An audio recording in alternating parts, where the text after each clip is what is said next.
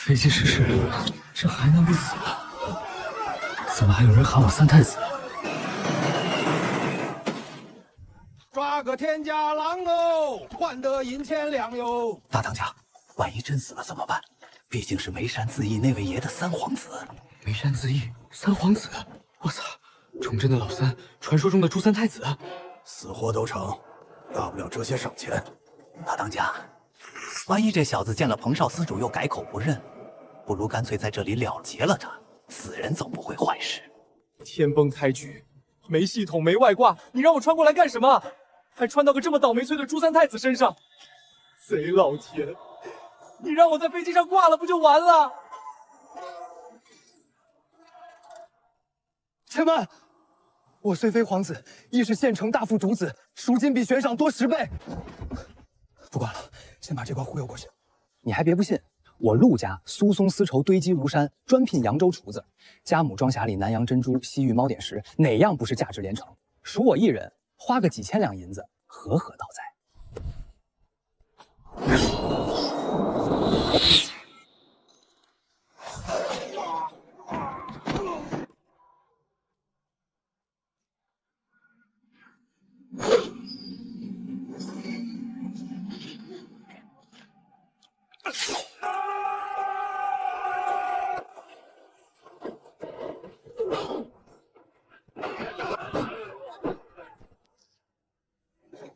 参见殿下，救驾来迟，请殿下恕罪。壮士，其实我不，他不。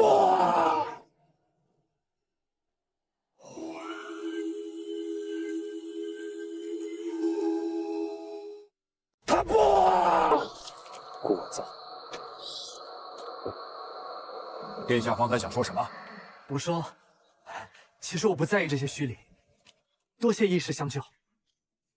横贼离此不远，速速打扫战场，不留痕迹。请殿下先随我等上山暂避，忠贞营大军不日即到。完了完了，我这个历史系毕业找不到工作的高材生，手无缚地之力，却要跟你们做着刀头舔血的勾当。他们认定我就是崇祯三皇子。如果我现在坦白自己是冒牌货，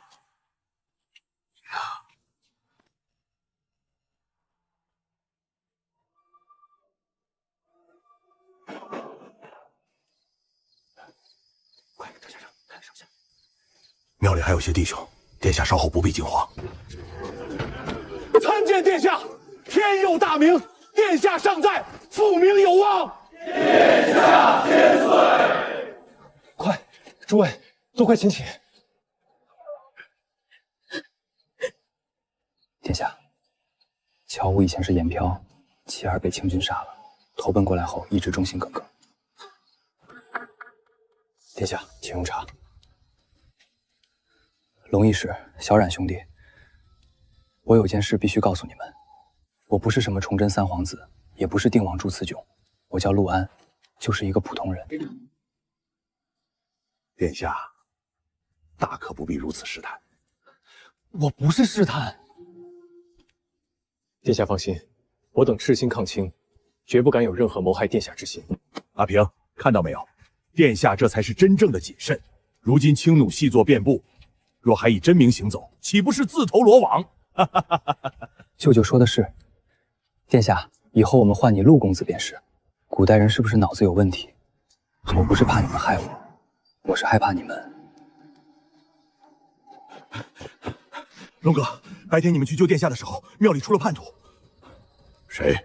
小阮，翠娘夫妇发现他私通清兵，从他行李里搜出了银子和通敌书信。清军势大，有人动摇也是常事。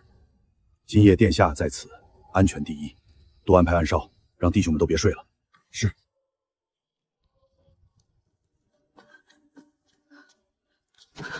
殿下，奴婢有要紧事禀报，乔武才是叛徒。殿下，奴婢有要紧事禀报，乔武才是叛徒，他要把殿下和咱们都卖给彭贼。既然如此，你为何还敢来告密？可奴婢实在不忍心看着殿下和众位好汉被他们害了。今天龙大哥走后，小阮撞见他们几人谈话，乔武便要杀他灭口。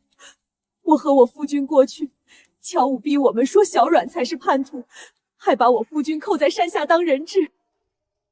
殿下，您要信我。阮平，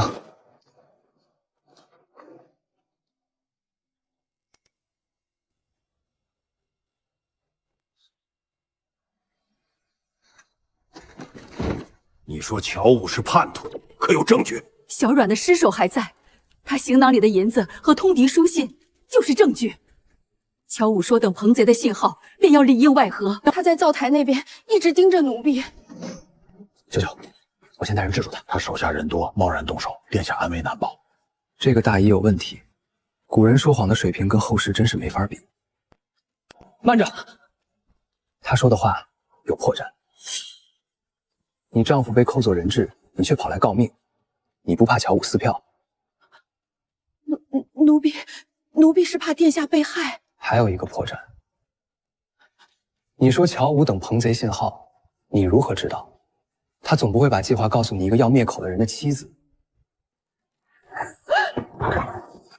你是乔武的人，还是另有主子？殿下，这妇人疯魔了，属下来把她带走。不急，话还没问完。龙哥，这是什么意思？他打扰殿下休息，我带他下去教训，天经地义。没错，我就是要害你们，抗秦无望，不如降秦。什么大义，全是狗屁！用这皇子人头去秦军那儿换一场大富贵。果然是你这贱人！完了，我夫君早已去彭祖司大营报信，祖司兵此刻已在路上。今夜你们全都得死在这儿！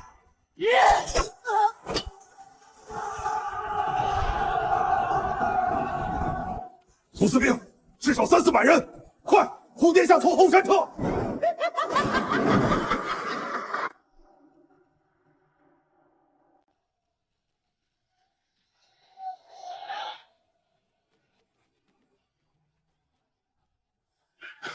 快往后山跑！这样跑下去，一个都走不了。我去引开他们，你们往北走。舅舅，你受伤了。乔兄弟，殿下拜托你了。龙哥放心，殿下保重。龙医师，要走一起走。殿下，小人死不足惜，只要殿下还在大明，就还有希望。龙医师，不可！殿下，就算即将神州陆沉，也仍旧没失去人心。这样的大明不该亡。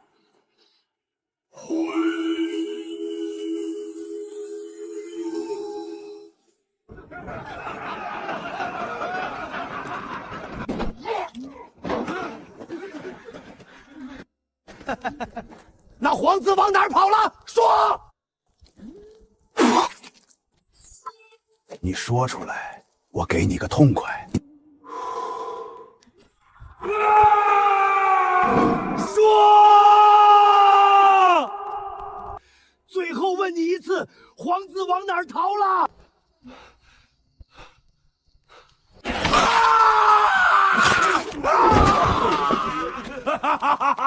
驱逐贱奴，还我山河！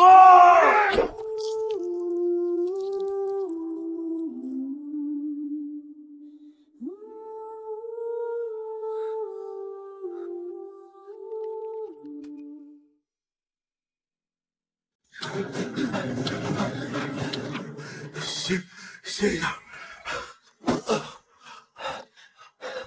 那边有河。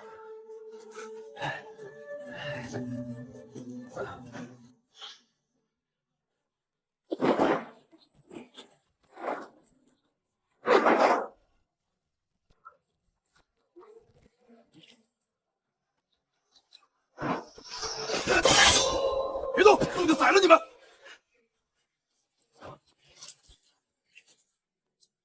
你们是何人？为何深夜在此？我等是抗清侠士，你们又是谁？吾乃忠贞营少总胡飞雄。忠贞营，我们早就派人去求援，你们为何迟迟不来？今日北渡幽河遭了彭贼伏击，雍国公高一行被毒箭杀死，大军溃了。那3月后李来当呢？三元侯带着能收拢的残部北逃了，我们这些掉队的过不去了。等天亮，土司兵拉网搜捕，怕是时不存疑。诸位，这位便是列皇的三皇子定王朱慈炯殿下，殿下在此，天命犹在，速来护驾。参见殿下！参见殿下！末将胡飞雄参见殿下。大明，悲壮的大明，这贼老天竟然把我扔到这儿，也许就是为了让我晚天亲。殿下，此处不可久留，彭贼的人马天亮就会搜山，咱们得赶紧往北逃。往北，桥头有土司兵把守，怎么过去？有几条小路，能不能绕过去？看天意。躲也是死。天亮之后，他们拉网搜山，我们这些人能跑掉几个？殿下，就算不躲，咱们拿什么打？刀都没几把。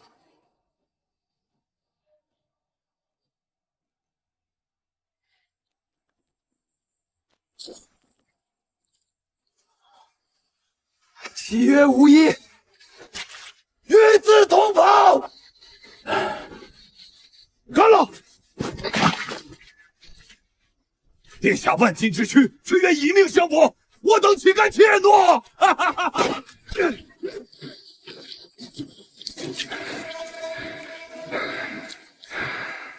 出发！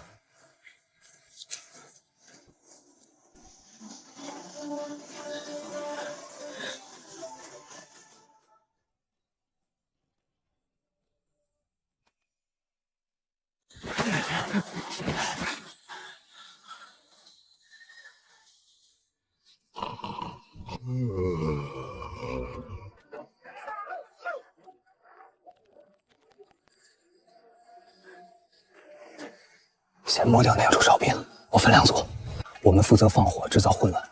胡少总，你带其余弟兄趁乱救出被俘的庞某。殿下在此等候，末将去便可。不行，我要的不是存命，而是跟我来。走走。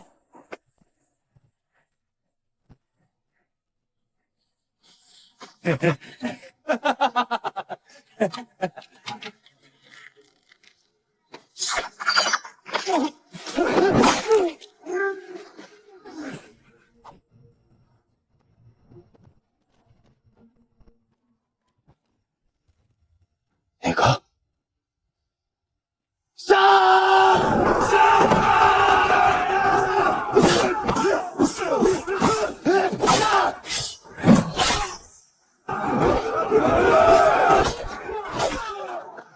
冉平，你去带人分头兵，烧了他们的大营。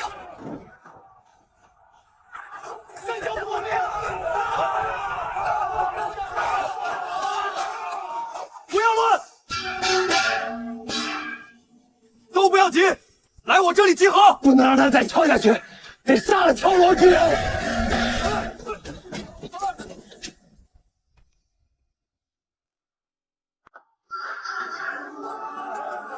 走！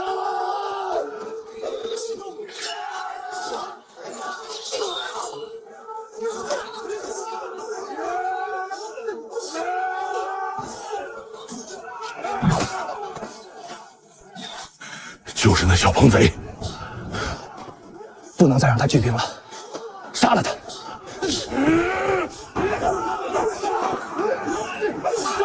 杀了他们！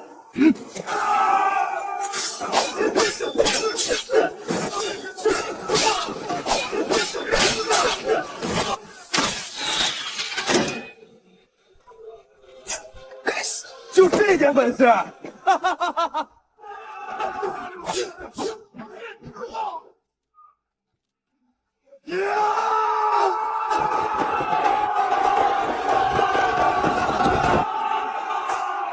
殿下，我们来了。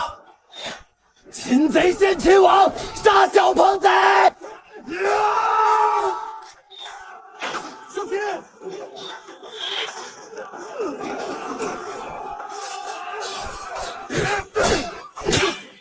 冲进去！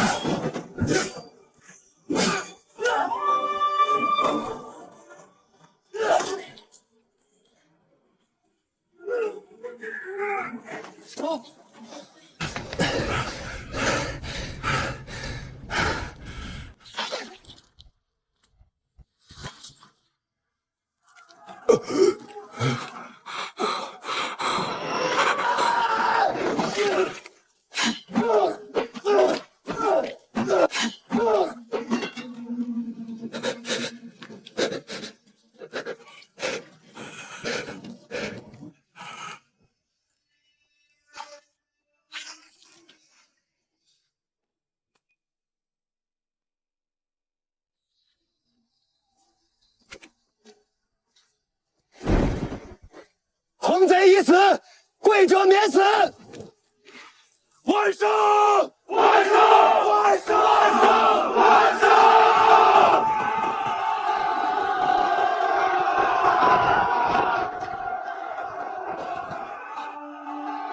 我们投降。殿下，千岁！千岁！千岁！殿下，千岁！千岁！千岁！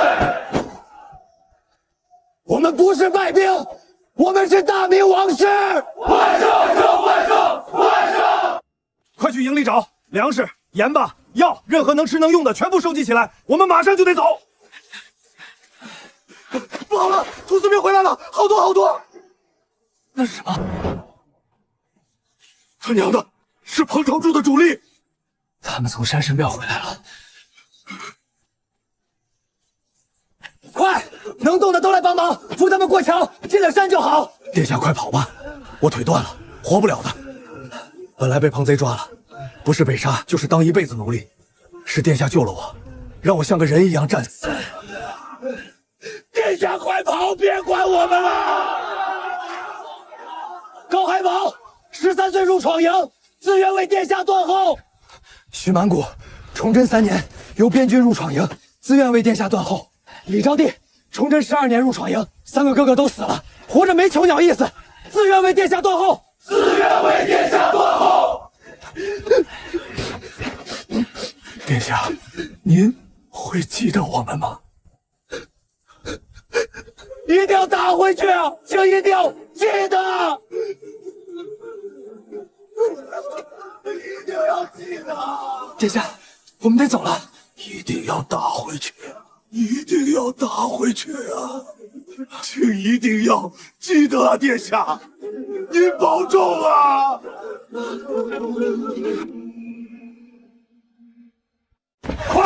快过桥！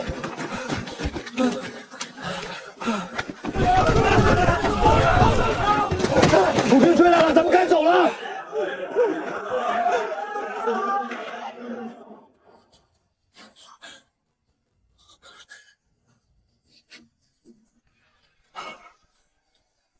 殿下，走！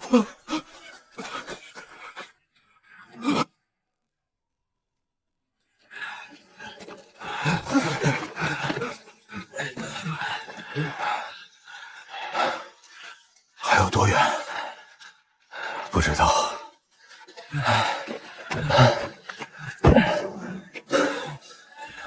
不能再这样下去。胡飞雄，你说荣美土司的田家利老爷心里真的向着大明吗？是，他跟文都师交情很深，若能求得他们接济，咱们或许能活。不行，万一他们翻脸，把公子绑了献给清军怎么办？在这里等，也是饿死。我亲自去。公子，太危险了。正因为危险，我才必须去。把那件锦袍拿出来。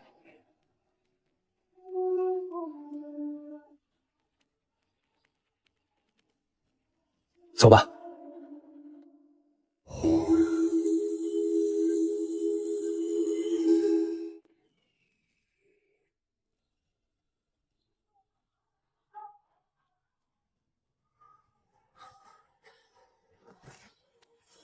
荣美宣誓苏下官田归，恭迎定王殿下驾临荣美。田王爷请起，诸位将士请起。殿下远来辛苦，听闻殿下尚有100余忠勇护卫随行，为何不见一同下山？昨夜我麾下另一员悍将带着700虎贲前来会合，我派护卫队去接应了。若都随我进入贵代地，人马喧嚣，恐惊扰地方。殿下多虑了，请。下官已在府中备下薄宴，为殿下接风。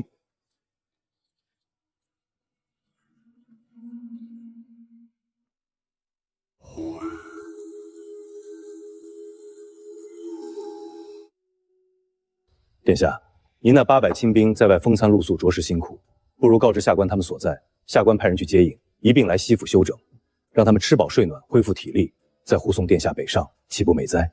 人多动静太大，他们在外扎营即可。待粮草齐备，我们便马上出发。既如此，殿下稍后，下官有些紧急事务需处理，暂离片刻。阿平，这田归不对劲，一再追问大军下落，怕是另有所图。公子，我也觉得不对。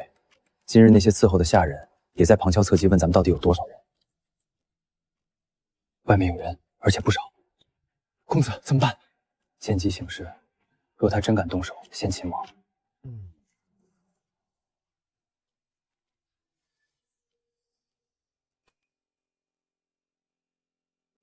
殿下，实在抱歉，下官已吩咐下去，为殿下准备粮草。不如这样，殿下告知亲卫们驻扎的具体方位，下官立刻派人带着酒肉粮食前去接应，也好将他们统统请来西府，好好休整3、5日，再精神抖擞的护送殿下北上，岂不美哉？田王爷如此盛情，孤实在不知如何感谢。只是此刻天色已晚，大军调动，恐惊扰地方。殿下多虑了，夜路难行，正好由我熟悉地向导引领，殿下只需告知方位，自有下官安排妥当。田王爷说的倒也在理。田王爷，孤有一事不明，你一再质问大军下落，究竟意欲何为？殿下何出此言？下官只是……都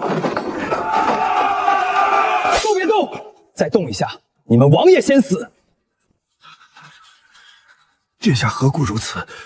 定是有什么天大的误会。刀斧手来得这么快，怕是早就埋伏在殿外，只等你一声令下吧。殿下有话好说，让你的人都退出去，退到院门外。没有我的允许，任何人不得踏入堂门一步。照做。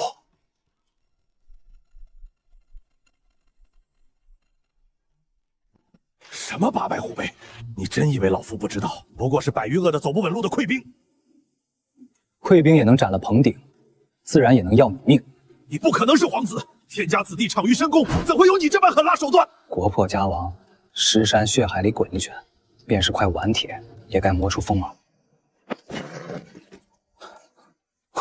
快马去荣美城，战斗好，请田甘罗老爷速来西府，就说二王爷被挟持了，对方点名要见他。你以为挟持老夫就能脱身？待老夫侄儿来了，你必死无疑。你侄儿若真想杀我，就不会让你的人退出去。我要见田甘礼，听说他与文都师有旧，心里向着大明，我要当面问问他，是不是也要当那戡害宗室的千古罪人？你休想！省省力气。天亮之前，若田甘霖不来，你我之间恐怕只能活一个。公子，真能等到田甘霖吗？赌一把，赌他比田归聪明。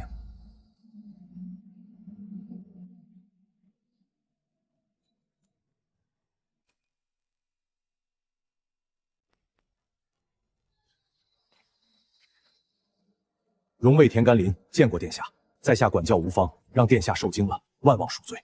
田宣是使，你叔父设伏欲杀我，你可知情？在下刚刚得知，便连夜从龙母城赶来。此事皆是叔父擅作主张，绝非荣卫上下之本意。甘霖，别跟他废话，他手下根本没兵，就100余溃兵，杀了他！叔父住口！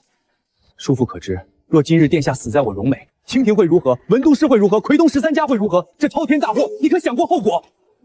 叔父只想着向清廷表忠心，却忘了文都师与我荣美数十年的交情。你这不是保荣美，是毁荣美！殿下，在下已命人备下粮草、衣物与白银，愿助殿下北上，只求殿下放我叔父，荣美绝不再与殿下为难。条件很优厚，但我凭什么信？在下可以留下，与叔父一同送殿下至登船之处。若途中有诈，殿下可取在下与叔父性命。甘霖，你疯了！祸是叔父闯的，侄儿李承担为弥补。田宣玉整果然有胆色，好，我信你。但在登船之前，还需委屈2位王爷同行一程。这是自然，为免招摇，在下安排一辆马车，请殿下与我叔父同乘。殿下以为如何？就依宣之使。你等着，走吧。老爷，您传令下去，任何人不得跟来，违令者斩。是。殿下，此去潞水码头约需1个时辰，届时殿下可派人联络山中贵属，在下已备好船只与物资。宣使使费心了。在下斗胆一问，殿下年纪轻轻，遭逢大变，处事却能如此沉稳，不知师从何人？是道教的。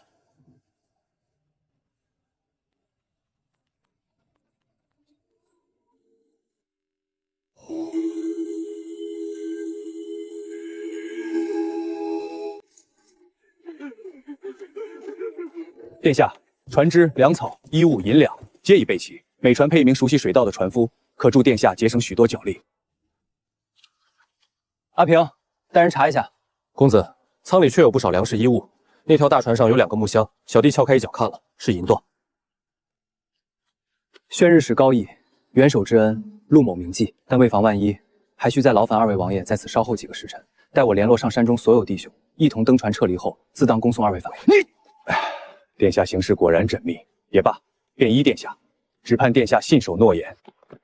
叔父，你看他，遇险不慌，脱困不骄，调度有方，这等人物，你说他像养在深宫的皇子吗？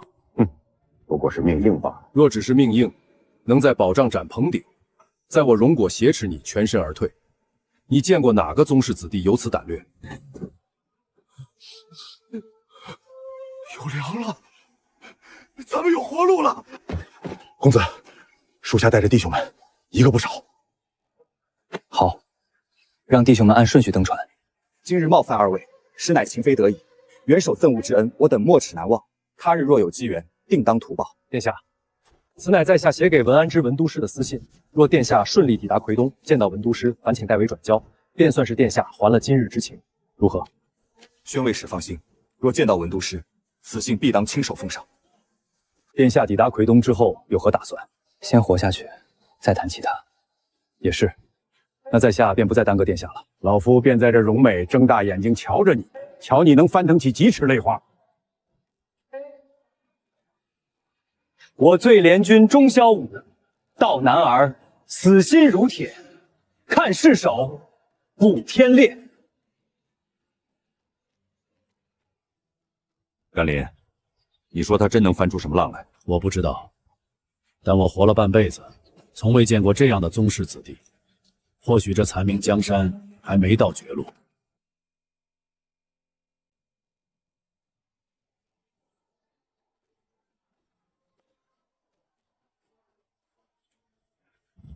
末将刘体君恭迎殿下驾临归州。末将李来夫恭迎殿下。2位将军不必多礼，一路承蒙关照，陆某感激不尽。殿下请，末将已在城中备下薄宴，为殿下接风洗尘。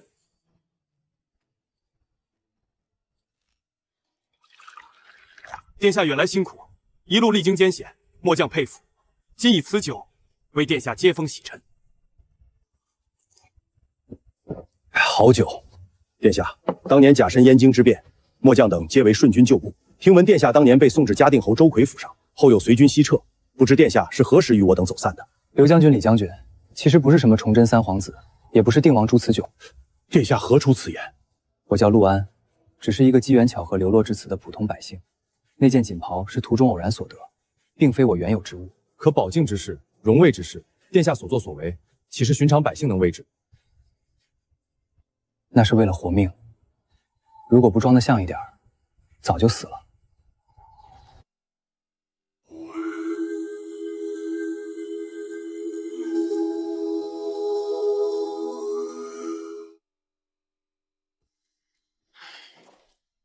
他直接认了，这算什么路数？我也没料到，他若是假扮的，该拼命证明才对，哪有上来就否认的？会不会真是假的？若是假的，宝江斩棚顶，荣有挟田龟，这等胆略手段，哪个骗子能做到？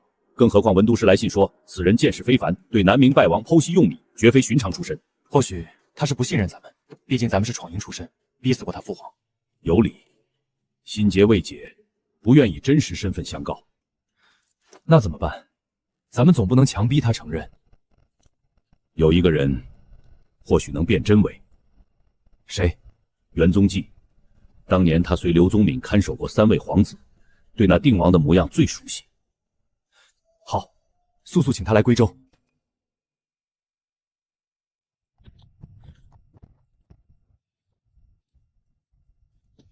信我看了，人呢？在州衙歇息。袁大哥，此人自称不是皇子，但我和来兄总觉得不对劲儿。先看看再说。当年我跟宗敏大哥看守过3位皇子，虽时隔8年，模样大变，但眉眼间的神韵跑不了。袁大哥准备怎么事？不谈身份，只谈风物，请吧。听闻陆公子从宝毡一路杀到荣美，斩彭鼎、挟田龟，好胆活。袁将军，陆公子可曾在京师待过？不曾。那倒奇了。我听来亨说，陆公子对紫禁城的格局颇为熟悉，午门、金水桥3大殿说的都极准。听人说的。哦，听何人所言？紫禁城乃皇家禁地，能进去的人可不多。那换个话题，陆公子觉得这天下大势如何？我大明可还有救？京土虽战10之其8，但根基未稳，剃发令下民心未复。若能整合西南各路抗清力量，停止内斗，未必没有转机。那依公子看，我大明这些年败在哪里？内斗，弘光朝党争，隆武朝受制，如今永明朝与西营貌合神离，一盘散沙，如何抗敌？陆公子果然见识不凡。袁大哥，如何？此人绝非寻常百姓，他对荆虾风物如数家珍，对朝局剖析鞭辟入底，谈吐气度更非凡品。你们可知他刚才说到紫禁城时，眼神如何？如何？不是羡慕，不是好奇，是追忆，像是在说一个他曾经待过的地方。那他真是定王？实话实说，要10成把握我没有。当年定王不过12、13岁，8年过去，志同变青年，相貌变化太大，但他眉眼神韵之间却有几分当年定王的影子，尤其是沉思时那侧脸轮廓，颇有其父之风。还有一事，我收到你们的信后，在大厂找了个算命匣子，拆解了他化名陆安2字。陆字属土，安字暗合定字封号，火生土，土为火候，以子辈5行代指自身，以封号本意为名。若非皇室中人，谁能起出这等名号？原来如此，我就说他绝不简单。此人就算不是定王本尊，也必是宗室尽知。他之所以不认，依我看，心结未解，他信不过咱们闯营的人。毕竟咱们是逼死他父皇的人。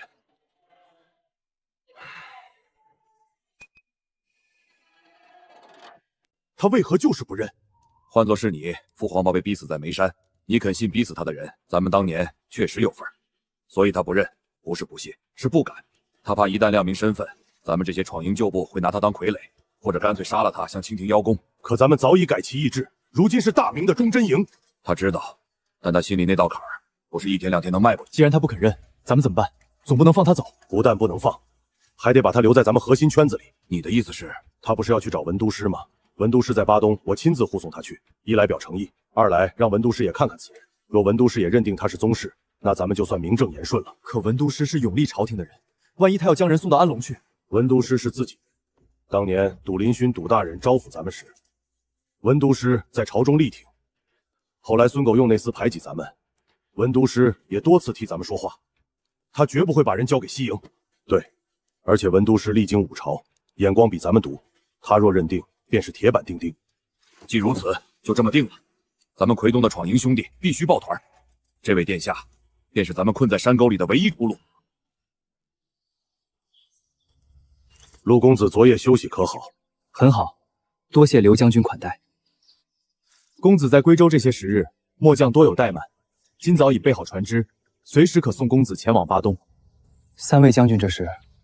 公子有所不知，文都师乃我奎东诸将最敬重的老大人。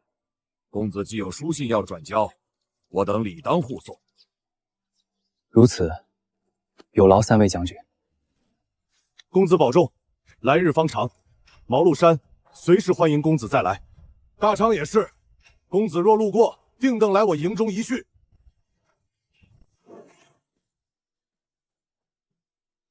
公子，文都师为人刚正，但心思缜密。公子见了他，不妨坦诚相待。刘将军似乎话中有话，只是觉得公子与文都师一定会投缘。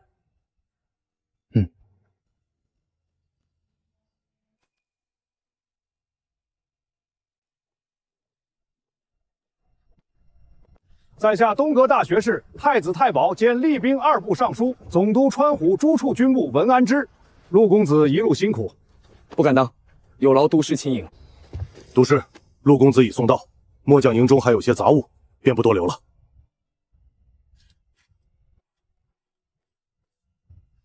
陆公子，请。老夫已在衙中备了清茶。老夫开门见山，先帝在世时对皇子教诲极为严格，不知陆公子蒙童之时启蒙恩师是哪一位？都师，晚辈并非宗室子弟，宫廷之事一概不知。那换个话题，陆公子觉得我大明何以沦落至此？洪光朝马软当权，排斥史可法，错失中兴良机；隆武朝正是挟持，壮志难施；永阳朝孙可望挟天子令诸侯，威令不出安龙，一盘散沙，何以抗敌？说下去。清府虽据10之8，根基未稳；剃发令逼反江南，圈地令激民变。西南若弃门户，合兵力仍有转机。西堵喷临早逝，忠贞营失弊。何腾举、瞿世祖虽气节千秋，视闯营为流寇，断其粮饷，至合剿功败纯成，亲痛仇快。先生，这字也太丑了。哈哈哈哈哈哈！丑，这字儿是故意写丑的。那他是装的。他在装，他怕身份暴露，惹来杀身之祸，更怕一旦被认定为正统，会引发新的内斗。那他到底是不是皇子？就算是远支宗室，也绝非寻常之辈。当此乱世，我大明需要的不是真皇子，而是一面能凝聚人心的旗帜。明日你让刘体春过来一趟，便说老夫已有定论。先生要如何定论？大夏将倾，独木难支，非常之时当用非常之法。这孩子，老夫赌他一把。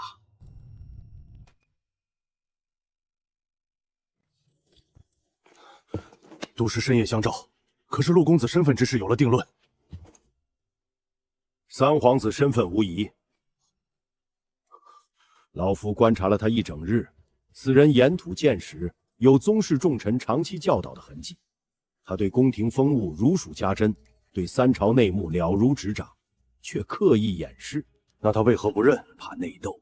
他亲口对老夫说：“内斗就要亡国，奈何亡国也要亡国。”他亲眼见过弘光与陆王之争，隆武与鲁王之争。他怕一旦身份坐实，会引发奎东与西营与安龙朝廷的新一轮分裂。殿下深谋远虑，我等粗人竟没想到这一层。所以，老夫已决定，以川虎都师之权，委任他为四川招讨使。四川招讨使，有了这个身份，他便能以朝廷命官的名义联络奎东诸将，整合兵力，这才是眼下最要紧的事。都师英明，末将愿全力配合。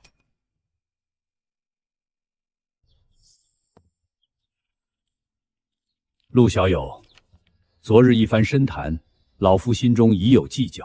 老夫以川虎都师之权，委你为四川招讨使，专司联络奎东忠义，筹谋恢复重庆乃至全川事宜。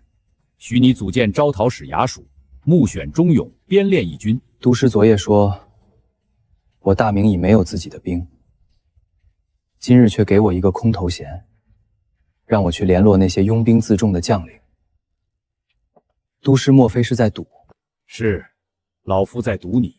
老夫60岁了，见过的宗室子弟不少，但从未见过你这样的，能斩彭鼎、挟田归，从宝慎一路杀到奎东，这份胆略非寻常人所有。都师要做什么，我心里清楚。这面旗帜，我可以扛，但我有一个条件。请说。一切谋略，以收复失地、挽救民生为先，绝不为权位之争自相残杀。老夫答应你。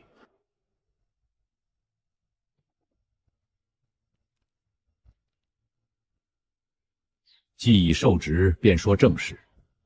若要打开局面，第一仗必须打重庆。重庆，重庆乃两江总穗，川东所欲。拿下重庆，就能把溃东根据地和川东连成一片，但重庆城三面环水，城墙依山而建，强攻极难。强攻不行，便用坚。说下去，城内清军近万，派系复杂，只要能策反其中1、2个将领作为内应，里应外合，破城便有可能。你可知城中有谁可用？请督师指点。重魁总兵程廷进，此人原是大明参将，迫于形势降清。据我所知，他常怀遥仰，心念旧恩未绝。若能说动此人，重庆城便有了缝隙。那就从他开始。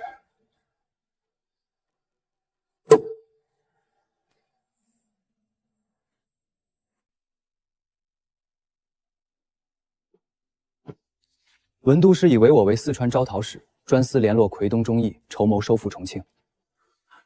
都师英明，公子既有了名分，末将等自当出力。重庆乃川东所役，拿下它，奎东诸部便有了一府核心之地，西可进图全川，东可屏障湖广。但攻城需要兵马粮草，我此番来便是向诸位借兵。公子，实不相瞒，秋粮看收，冬麦难种，我营中将士口粮已减半，不是不愿，实在是难。我那边也是，巴东山多地少，存粮勉强够糊口，大康更穷，居民都靠野菜度日。哈哈哈哈！诸位在此商议大事，怎不叫上贺某？贺真，你怎么来了？陆公子大驾光临奎东，诸位齐聚一堂，独不通知我，怎么当我是外人？末将贺明叩见殿下。贺将军快请坐，莫要如此称呼。哈哈，贺某是个粗人，不懂那些弯弯绕绕。公子要收复重庆，需要什么尽管开口，只要贺某能办到，绝无推诿。齐侯高义，眼下急需兵马粮草，不知齐侯能出多少？我出200火铳手，配最好的鸟铳，带足够弹药。哦，对了，犬子贺道宁最善使火铳，就让他跟着公子学学谋略担当。小的贺道宁见过陆公子，免礼。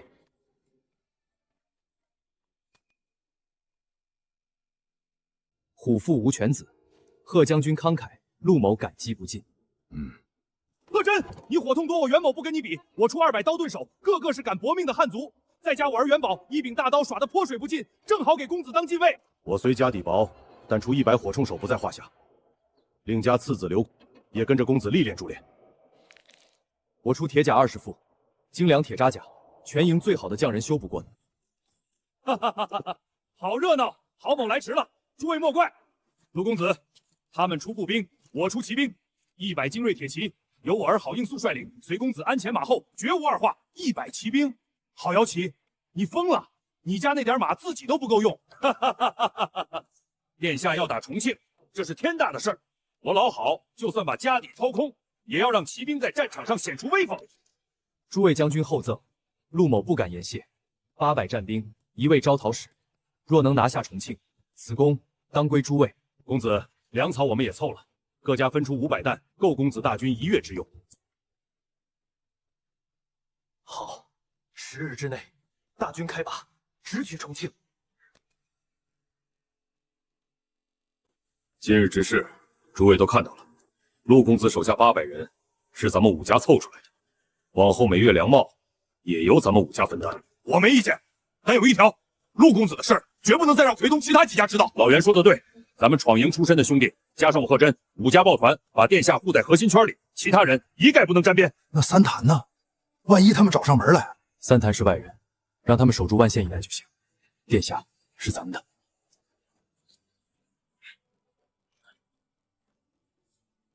那就这么定了，各自回去调派人马物资，10日内大康会合。从今日起，你们不再分谁家的兵，谁家的将，你们只有一个名字：大明王师。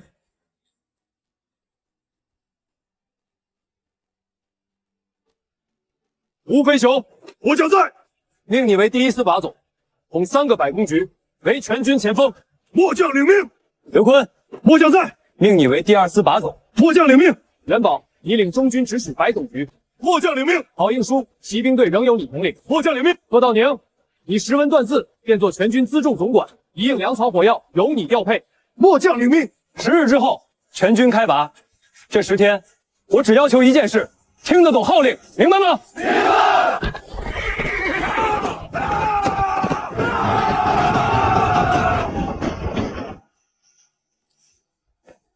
我答应了，还没松口。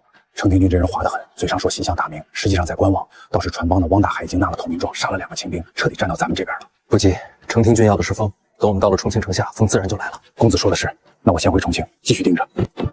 公子，这人靠得住吗？他是友和边上跟我一起杀出来的，100多条人命，他只留了1条，这样的人靠得住。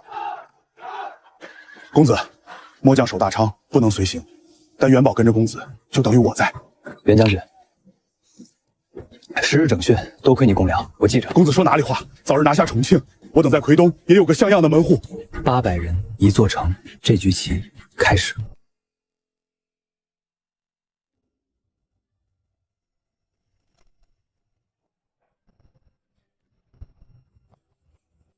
陆招条使远来辛苦，在下谭文恭候多时。复仇客气，此番路过万县，叨扰了。这是我三弟谭红，陆招条使里面请，在下已备下薄宴。陆招条使此行目的何在？在下听闻文都师委了大任，不知具体是收复重庆。重庆那地方三面环水，城墙依山而建，素有天险之称。招条使此次带了多少兵马？800战兵，600府兵。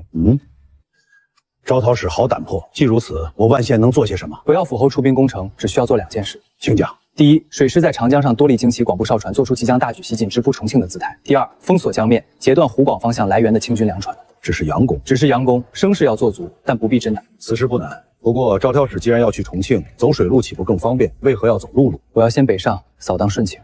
顺庆，那是嘉陵江粮道的中转站。招条使是要先断重庆的粮。重庆存粮有限，只要长江、嘉陵江2条粮道都断了，城里的清就会慌，一慌就有破绽。招条使用兵，在下佩服。来，这杯敬招条使。好，行。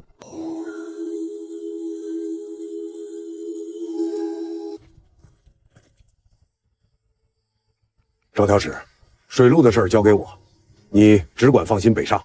多谢福侯。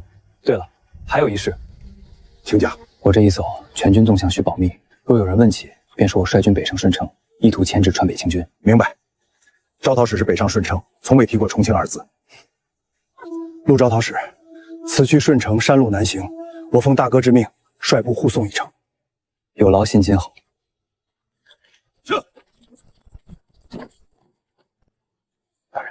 这陆招大使究竟什么来头？800人就敢打重庆？能让奎东那5家争相把儿子送过去，能让文都师破例委任，你觉得会是什么来头？这川东的天，怕是要变了。程总兵，城外大军已至，殿下让我最后问你一次，何时举事？刘兄弟，不是程某推脱，我虽有心归明，可我手下3200人，真正听我号令的不到一半。永宁镇严自明的人处处牵制。那白汉春的数百汉北起更是盯得紧。殿下说了，只要程丈兵打开通越门，大军进城，严自明和白汉一自有殿下对付。县城之功，封侯之赏，绝不示弱。刘兄弟，你说的大军到底有多少？数万精兵，水陆并进。刘兄弟，你在骗我。若真有数万大军，何必如此小心翼翼地劝我？直接兵临城下，程某自会开门。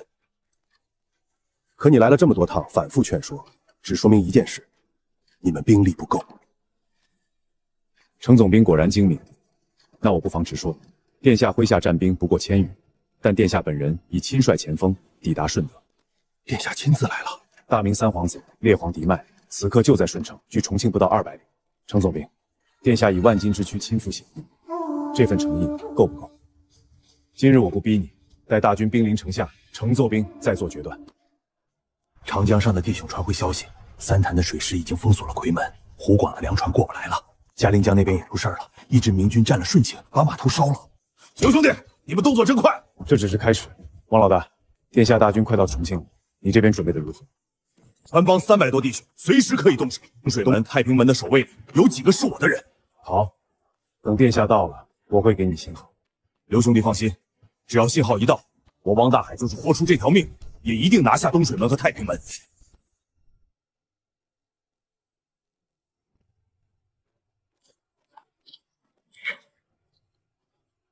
公子，顺庆城内只有清军1个游击营，守军不过500，且大半分散在江边蓄地。城门守备如何？松懈得很，天快黑了，城门口只有几个老卒。传令，骑兵先行夺门，步兵跟进，今夜拿下水德。末将领命。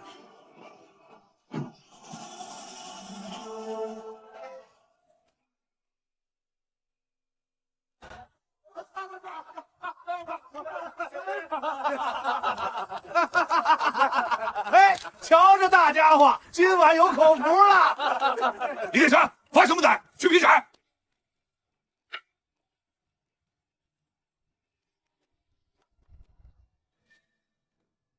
呀，是咱们的人吧？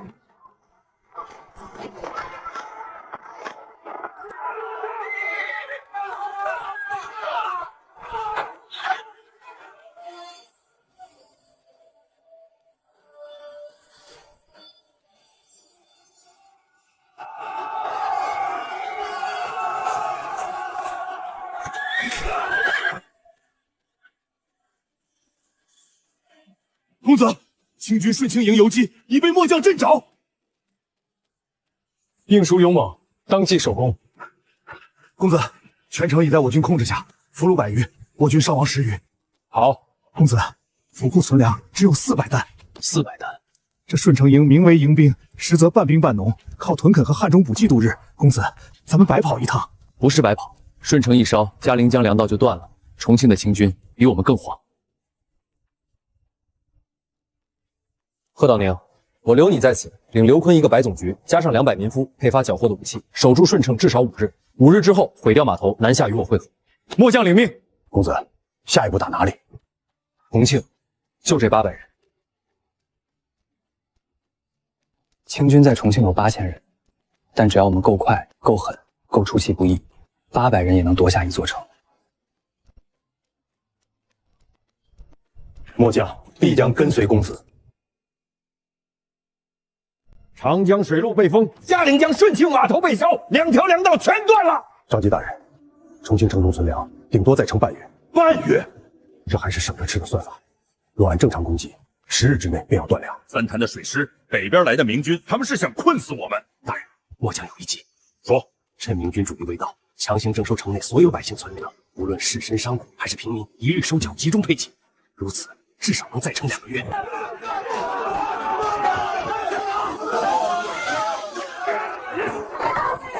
求求你们，这是我们全家最后的口粮了。老大，咱们藏在码头棚里的粮也不多了，若是被搜出来，不给，那是弟兄们活命的粮。走。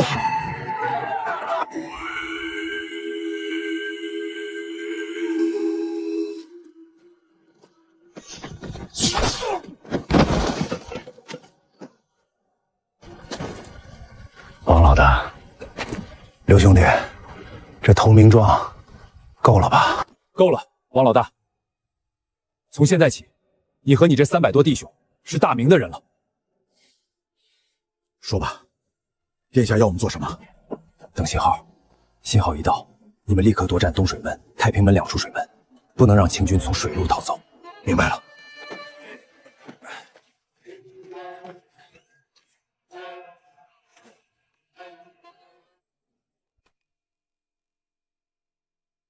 程总兵，殿下大军已抵重庆外围，今夜便是最后期限。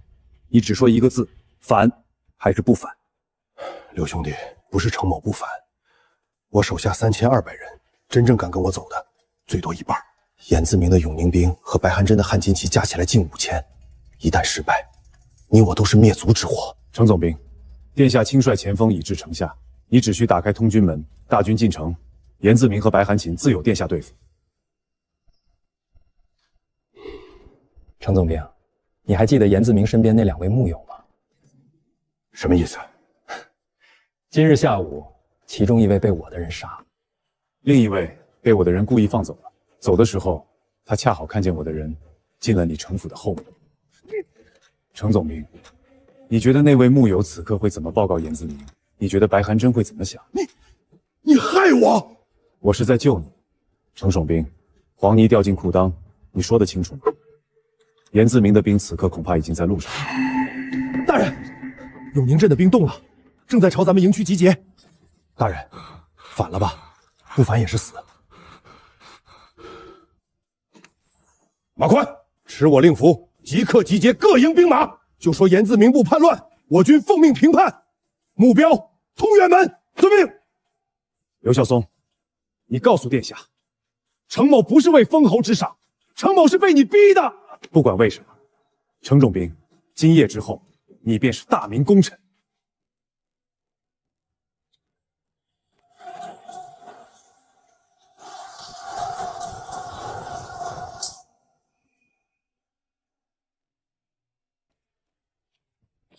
什么人？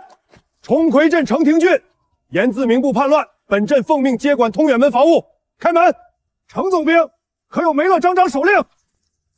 事出紧急，哪来的手令？耽误了军情，你担当得起吗？龙末将派人去核实。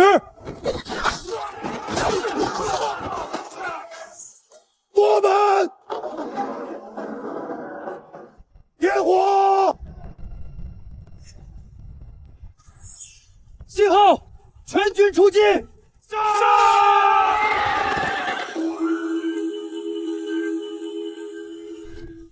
罪将程廷俊参见殿下。程将军深明大义，献此雄城，功莫大焉。殿下，后续大军何时入城？程将军，请看，大军主力在过桥，最多1个时辰便到。程将军只需守住这通国门，便是稳住了我军入城之根本。末将必死守此门。好。城内尚有其他义军正在举事，程将军守好通过门，待我大军全数入城，内外夹击，重庆可复。大人，那些火把好像不太对劲。闭嘴！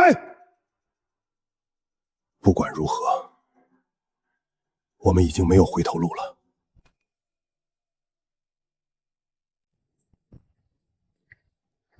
公子，汪大海的人已拿下东水门、太平门2处水门，船帮正在城内各处悬挂明军旗帜，虚张声势。做得很好。汪大海现在何处？正带人往府衙方向去，让他不必恋战，目标只有一个，制造混乱，越多越好。传令，胡飞行率前队直扑府衙和武库，动作要快。是。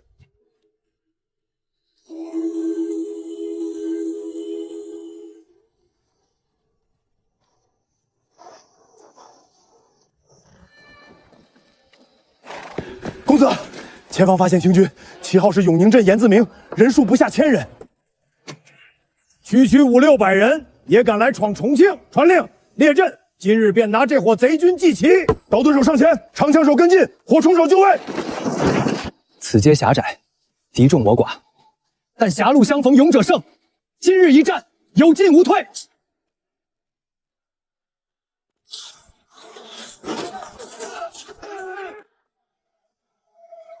稳住！稳住！不许还击！全军听令，杀！就是现在！放！第2排放！第3排放！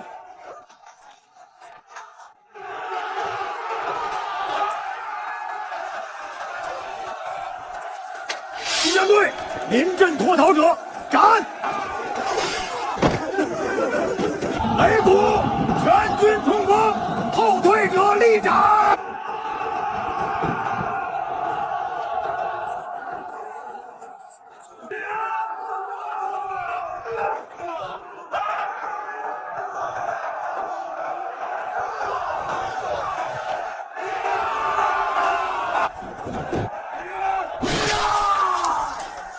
杀！无尽清贼！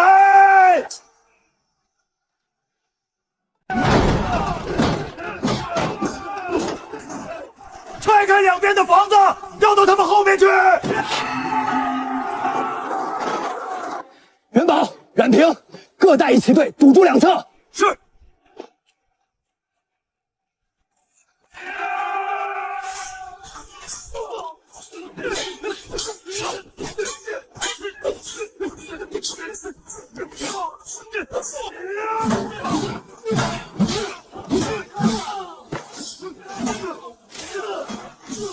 亲兵队，随我压上！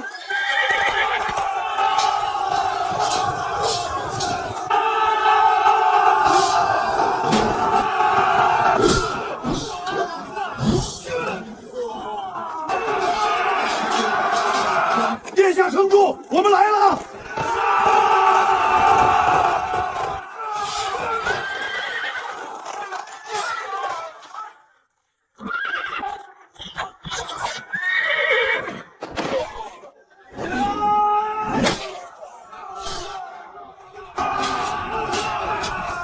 严自明已死，跪者也死！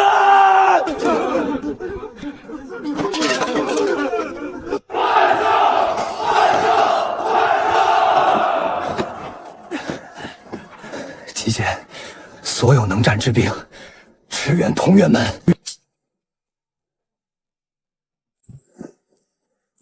公子，我军还剩420余人能战，重伤76，俘虏永宁兵不下1000人。让轻伤员看押俘虏，缴了兵器集中看管，重伤员抬到府衙安置。好的，殿下。殿下，通掌门那边程总兵快撑不住了，白寒针的汉八旗全压上去了。郝玉新，骑兵还有多少能战的？43骑，全带上。冉平、元宝，集合所有还能跑的步兵，跟我走。通永门是我军退路，绝不容失。还能战的，跟我冲！进攻！援军马上就到！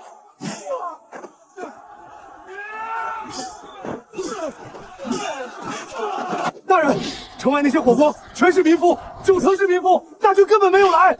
好一个殿下，好一个空城计！计上贼前，咱就拼到底！马宽带人堵住左翼，领命！杀！郝英松，冲他们后盾，步兵跟进！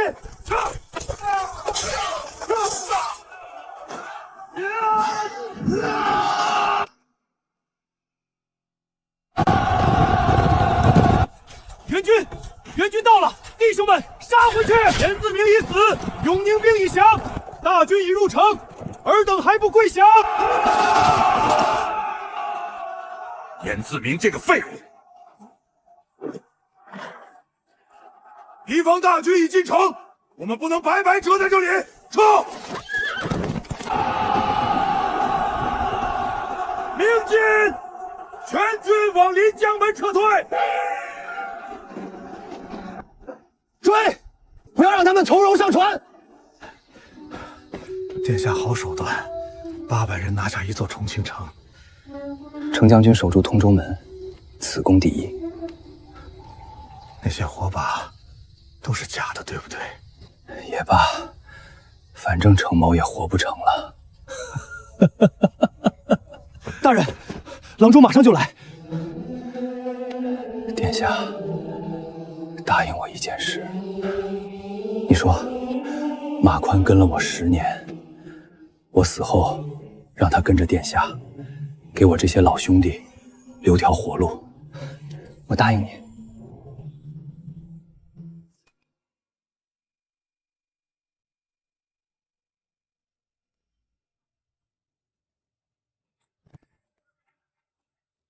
公子，白寒针和那些满洲兵坐船跑了，斩获来不及上船的汉八旗和永宁溃军数百，俘虏不下2000。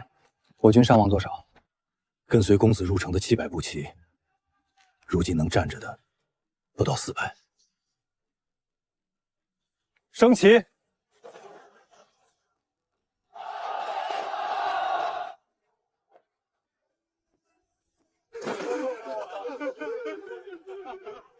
龙套挑武，你们看到了吗？咱们打回来了！公子，贺道宁已开始清点俘虏和百姓，他问下一步怎么办？贴安民告示，降兵缴械看押，凡趁乱劫掠者，杀无赦。是。公子，这一夜死了那么多人，值吗？值不值，不是现在说的，守住他，才对得起死的人。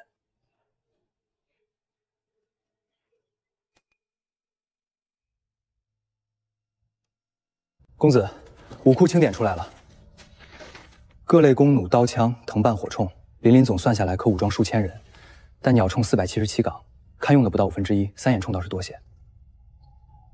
甲胄呢？缴获甲胄400余副，多为棉甲、皮甲，铁甲只有48套，且多有破损。让工匠先修补。要紧的是火药和火炮，火药存400余斤，但多半受潮，需筛晒。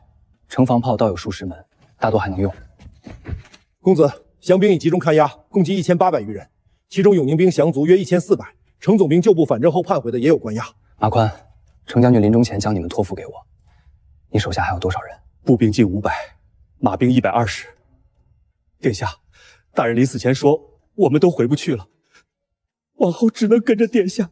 从今日起，你们便入我军，仍由你统领，任夜不辽把总，专司侦察敌情。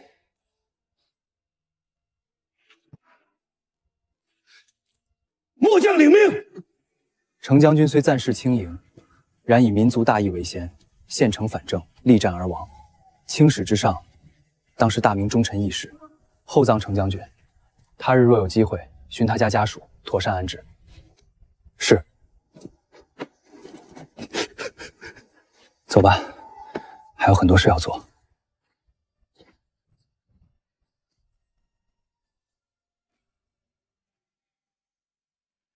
周边山区不是还躲着百姓吗？不能让他们接济。那些百姓自己也是靠野菜野果活命，重庆几次易手，能跑的早跑了，留下的都是跑不动的。躲在山上的人，日子比城里更苦。贺道宁，你说说你的计划。城外可耕实地38000亩，大多荒废了。若能立即组织百姓和降兵复耕，种下豌豆、胡豆这类生长快的作物，明年3月就能收获一茬。只要撑过这4个月，重庆就能活。粮食缺口多大？15000升。你们都不说话，那我就自己说了。这15000丈我来想办法。你们要做的是，贺道宁，你明日就开始组织屯田。朱飞雄，降兵甄别后编为劳改营，下地干活。刘坤，城防一刻不能松懈。马宽，夜不豆全部撒出去，保宁方向的清军动向随时报我。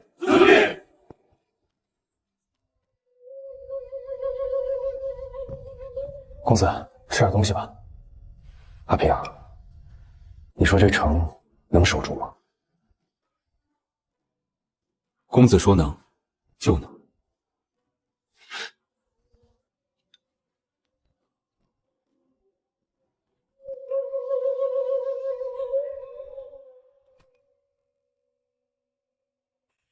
公子，我那巴东地便民贫，轻信库藏，也只凑出400担，全拉来了，一粒不少。我崇祯营刚到毛鹿山开荒不到半年，底子薄。这700担荞麦是刚收上来的，公子先拿着应急，等明年夏粮下来，我再多送下来。大康存粮全腾出来了，800张。反正我那军民也饿惯了，再垒垒裤腰带就是。公子在大康整训那10日，粮都是我供的，这回也不能落下。我贺真出1000担。公子，这粮是我拿大宁盐场存盐跟3堂贱价换的，10日之内必到。刘兄出400，李兄出700，袁兄出800。我老贺不能比各位国公爷差了牌面。公子，防线今年跟清军干仗，粮都打没了，但我有战马，我拿马换粮，300担，10日之内准到重庆。谁要是比我郝某先到，谁是孙子？老郝，你自己都揭不开锅了，还充什么好汉？那不行，诸位都为公子出力，我好摇枪空着手来，成什么话？诸位雪中送炭，重庆13000军民，活命之恩，陆某代他们拜谢。公子这是哪里话？要没有公子夺重庆，我等还缩在奎东山里挨饿。守住了重庆，就是守住了奎东西大门，帮公子就是帮自己。这3200担粮算我借的，他日重庆粮足必加倍奉还。还什么还？提还字就是瞧不起我袁某人。我袁某送粮是尽公子的胆略和担当，图的是恢复大明江山。是啊，是啊，公子，是啊，公子。加上这些，够撑多久？各家加起来3200烧，加上府库原有存粮，省着吃，掺野菜麸皮，能撑到1月底。但2月必断粮，缺口还有11800升。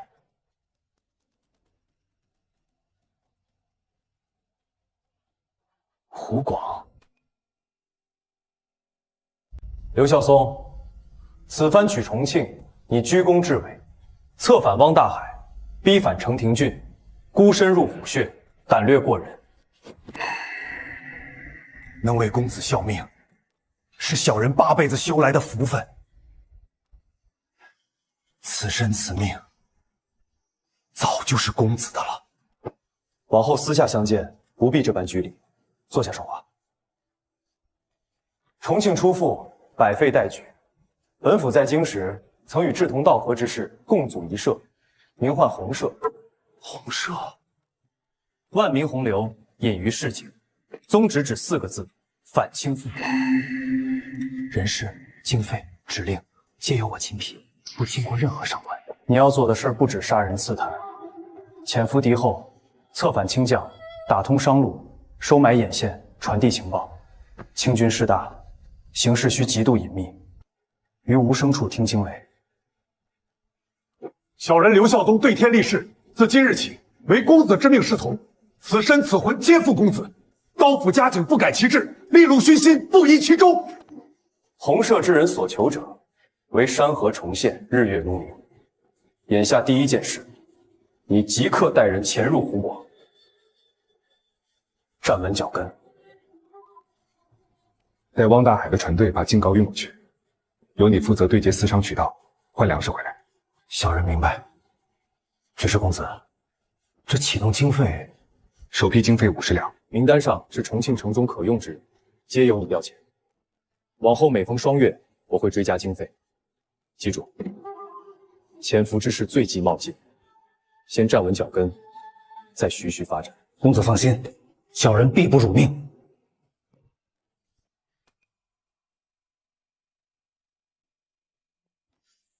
草民汪大海叩见殿下。汪老大不必多礼。此番重庆光复，你率船帮弟兄率先举义，先烧清军粮仓，再夺东水、太平2门，功不可没。这几日我思量再三，水师乃重庆江防命脉，非有得力之人主持不可。我已拟好保举文书，上报文都师，保举你为川东水师总兵，挂正二品都督同知衔。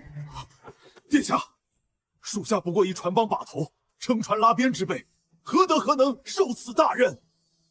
你熟悉长江水道，上下游人脉深厚，你和你的弟兄本就是川江上最好的船工。清军强征的那些所谓战船，哪一条不是你船帮的旧部？那一船船被强拉去驾船的，哪一个不是你船帮的老弟兄？若有你出面招揽，昔日的船帮兄弟必望风来归。好，殿下，属下愿献出船帮全部家底，52艘船，300多老弟兄，连人带船，全数投入川东水师。属下在这长江上下跑了大半辈子，重庆到岳州到武昌，沿江各个码头的私商、船行、渔帮，多少都认我这张老脸。这些人若都收拢起来，至少能拉出上千人的水上队伍。好，汪总兵，水师组建之事你放手去干，人手你招，船只你整，码头你管。不过，眼下有一桩比建水师更急的事。重庆存粮撑不到2月，我要你的船队立即动身，沿乌江下涪陵入洞湖，再转岳州、武昌。涂山工坊正在生产2样东西：蜂窝煤和净膏，由你的船运往湖广，换粮食回来。走私，清军占了湖广不假，但商人逐利，各地私商如过江之鲫，川湖之间的走私水道从来就没有真正断过。你汪老大在私商圈子里的人脉正好派上用场。汪大海在此立誓，江风为证，如有二心，叫我葬身鱼腹，永世不得超生。湖广那边属下的老友遍布各个码头，此事必为公子办妥。沿途关卡需要多少打点银子？尽管跟贺道您说。这批净膏若能打开销路，重庆的粮荒便有解。水路是重庆的生命线，我把这条命脉交给你。公子放心，属下定不负所托。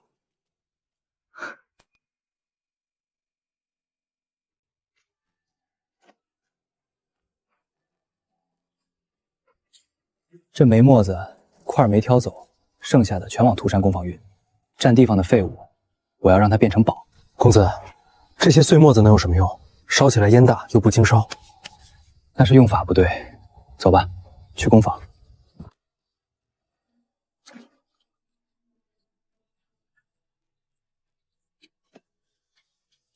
比木炭耐烧多了，一块能烧2个时辰，火力还稳，不像木炭忽大忽小，而且烟少。若推广开来，百姓冬日取暖煮饭就不愁了。重庆城外的山林早就砍光了，百姓为捡柴火得跑10几里山路。若是把这蜂窝煤拿去奎东换油脂，他们肯定愿意。奎东朱家冬天同样缺柴基，木炭价贵，粗煤烟大又易碎，这蜂窝煤正好补上。公子，咱们定价多少合适？先不谈价钱，油脂是他们手中相对富裕的东西，咱们拿煤换油，各取所需。汪大海明日就带第一批3块出发，沿江分送巴东、大康、大宁、归州防线，告诉诸位国公侯爷，就拿牲畜油脂来换。但换油脂只是第一步，我要用这些油脂做另一样东西，一样真正能去湖广换回海量粮食的东西。什么东西？过几日你们就知道了。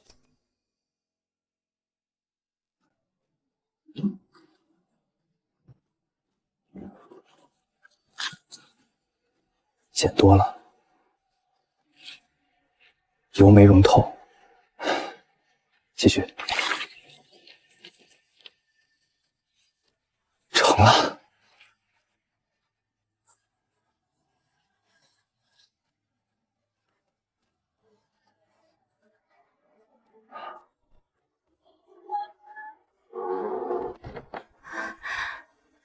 小女子想笑，公子每日寅时便要出门，今日便早些等着。这朝食，公子路上有。这些时日蒙刘小姐多照访，无以为谢。这是工房刚出的第1册的第1块成品，我给它取名叫净膏。净手沐浴时，以水顺湿，搓揉起泡，去污之余会留有淡香。多谢公子。